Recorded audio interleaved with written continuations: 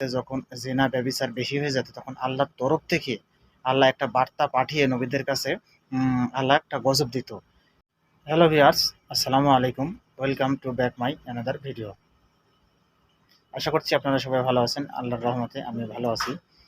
তো আসলে এই যে আমাদের বাংলাদেশে একটার পর একটা বিপদ আসতে আছে। এখন একটা বিপদ কেটে না যেতেই আরও একটা বিপদ চলে আসতেছে। যেমন এখন প্রায় বাংলাদেশে 10টি জেলা পানির নিচে তলিয়ে আছে।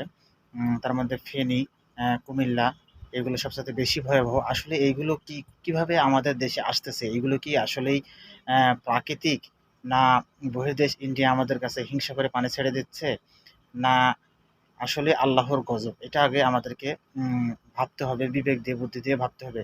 আসলে দেখবেন, উম ইসলামিক ইতিহাসগুলো ঘাটলে পড়লে বুঝলে দেখতে পাবেন যে যুগে যুগে আল্লাহ আমার নবী রাসূলদের যুগে যখন পাপ বেশি হয়ে যেত দুনিয়াতে, যখন জিনা ব্যভিচার বেশি হয়ে যেত তখন আল্লাহর তরফ থেকে আল্লাহ একটা বার্তা পাঠিয়ে নবীদের কাছে আল্লাহ একটা গজব দিত। ঠিক আসলে এই অবস্থাতে আমাদের কি করণীয়?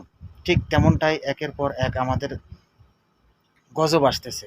নিশ্চয়ই হয়তো আমাদের পাপ বৃদ্ধি হয়ে গেছে, আর নয়তো ব্যভিচার জেনা এগুলো বেশি হয়েছে। আজকাল অপরাধ আহ, হচ্ছে একটার পর একটা অপরাধ হয়েই চলেছে।